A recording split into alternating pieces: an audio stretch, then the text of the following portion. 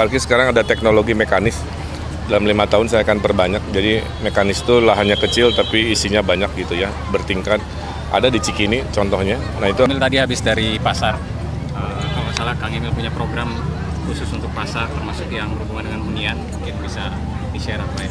Ya, pada dasarnya kan Jakarta ini kota dagang ya. Setiap yang namanya perdagangan, pusat perdagangan harus tetap eksis.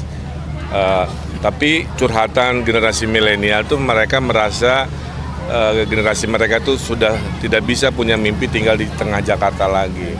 Nah solusinya kan bisa kita cari, salah satunya adalah pasar kita upgrade jadi lebih rapi, pasar tradisional tetap ada, cuman di atasnya dibangun hunian-hunian untuk anak-anak muda dan kelas menengah kan gitu ya. Nah itulah tadi program yang tentunya bisa kita dorong menjadi program unggulan. Apalagi Pak Prabowo kan ada program perumahan untuk 1 juta hunian di tengah kota. Saya kira itu sangat sejalan ya. Lain-lain curhatan dari pedagang lebih persampahannya terlalu mengganggu karena dia persampahannya di tengah pasar. Kalau bisa dicari solusi-solusi engineering yang membuat mereka nyaman lah. Lain-lain tentu promosi ya, karena banyak juga pedagang-pedagang ini kalah dengan online. Ya, jadi itu nanti kita kombinasi. Bagaimanapun ekonomi kita kan ekonomi Pancasila. Jadi yang atas kita luaskan, yang bawah kita tinggikan, dua-duanya mendapatkan kemajuan. Saya kira itu. Emil, kemarin kan hasil survei udah keluar nih. Ternyata nilai elektabilitas Kang Emil itu menurun daripada pasangan nomor 3. Nah dari Kang Emil sendiri ada cara gak buat mensiasati hal tersebut? Apakah akan memperbanyak agenda atau mungkin ada kayak generasi yang ingin dituju gitu untuk diperkuat? Kalau survei itu jawabannya sama Mbak, mau lagi bagus, mau lagi kurang, jawabannya tetaplah bekerja sampai akhir waktu. Jadi jawabannya itu aja. Misalkan besok ya ada rilis survei, surveinya bagus nih hasilnya. Jawaban saya juga sama, saya akan terus bekerja, melakukan kegiatan sampai akhir masa kampanye, udah itu aja. Karena metode survei juga beda-beda, samplingnya juga beda-beda, makanya tidak pernah ada survei yang sama. Ya. Kang Emil, kalau untuk masalah pasar ini kan lahan parkir juga menjadi masalah, itu nanti ke depannya bakal seperti apa Kang? Ya, parkir sekarang ada teknologi mekanis. Dalam 5 tahun saya akan perbanyak, jadi mekanis itu lahannya kecil tapi isinya banyak gitu ya, bertingkat. Ada di Cikini contohnya, nah itu akan saya dorong untuk ngatasin kemacetan-kemacetan dan kekurangan parkir. Oke. Ini soal apa namanya? Tanggapan Kang Emil aja untuk mengenai proker-proker yang mungkin ex-gubernur Jakarta belum terrealisasikan, menurut Kang Emil gimana? Semua yang baik untuk warga pasti saya dorong untuk diwujudkan ya. Tinggal mungkin berubah namanya atau anggarannya, tapi yang dibutuhkan warga pasti diwujudkan ya, karena tujuan pemimpin kan semua sama, ingin rakyatnya bahagia, ingin rakyatnya sejahtera. Oke, makasih. Kang, ini kan di survei kemarin disebutkan bahwa penurunan faktor elektabilitas Kang Emil karena perpindahan suara ke pasangan nomor sebelah, dan ada juga faktor anak abah. Nah, kalau dari Kang Emil sendiri akan melakukan evaluasi atau mulai pendekatan gitu kan buat mencari suara-suara anak abah itu? Pertanyaannya kan sama, saya bilang. Saya ulangi ya. Kalau media menyatakan survei, jawaban saya sama. Kalau hasilnya kurang menyenangkan, jawabannya adalah kerja-kerja kampanye ditingkatkan. Kalau hasilnya bagus, tidak boleh lengah, tetap kerja-kerja ditingkatkan. Kerja itu kan sama Kang, ada belusukan, ada sapa warga, ada main di medsos, ada menjangkau dan lain sebagainya. Saya kira itu. Ya. Ya.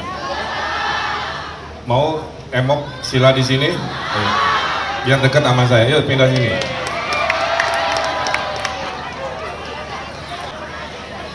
Nah, yang masih merasa kepanasan boleh dekat sini.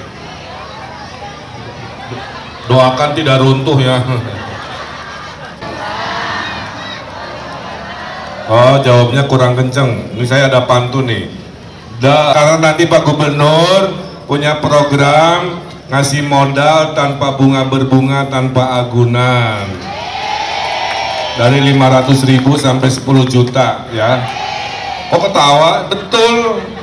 Tapi syaratnya, karena saya lihat ibu-ibu di Jakarta Pak Wim itu senangnya berdagang ya, jadi betul ya. Semua boleh diperdagangkan kecuali orang, betul. Pinter. Ibu, saya dalam waktu 30 hari lagi kita akan menghadapi yang namanya pemilu ya. Nah, mudah-mudahan Allah mengabulkan saya bisa ditakdirkan menyayangi, mengurusi ibu-ibu, betul? Sebagai gubernur. Tadi saya ke pasar, curhatannya 3 dari 5 ibu-ibu bahasanya gini, Pak, di Kebayoran Lama banyak janda, Pak. Itu cerita mah nanti ya. Kemudian ibu-ibu yang anggota PKK, Posyandu, Jumantik, ya, lain-lain nanti Dawis itu insentifnya insya Allah dinaikkan ya. Dan tiap RW ada program untuk memperbaiki RW setahun. Tiap RW dikasih berapa? 200 juta per RW. Selama 5 tahun insya Allah 1 miliar ya. Biar RW-nya tidak kumuh, biar RW-nya bersih, betul. Biar RW-nya hijau. Kalau nggak ada duit kan nggak bisa ngapa-ngapain ya. Nah, dan yang terpenting adalah 1, tahun depan buat ibu-ibu yang anaknya sekolah di swasta karena nggak bisa ke negeri, sekolah swastanya juga nanti dibayarin oleh pemerintah Provinsi Jakarta. Nih. 2, biar harga sembako murah, nanti setiap sebulan sekali kita akan bikin kegiatan namanya pasar sembako murah di kelurahan ya. Terus kita bikin pasar malam sebulan sekali, itu UMKM bisa pameran di bazar-bazarnya ya. Sambil nanti ada panggung hiburan, jadi anak-anak nanti kegiatan budaya, biar anak-anak nggak banyak tawuran karena sibuk jadi panitia pasar malam di kecamatan-kecamatan ya. Jadi Bapak Ibu, mudah-mudahan Tuhan mengabulkan, kita yel-yel ya. Ridho, menang, menang, menang, 1 putaran. Ridho, menang, menang, menang, 1 putaran. Terima kasih, tepuk tangan untuk kita.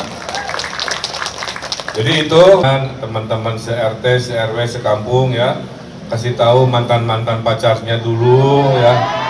1, ini ada pantunnya, beli kado isi sepatu, ke pasar baru membeli baju. Pasangan Ridho nomor urut 1, siap membuat Jakarta baru yang semakin maju.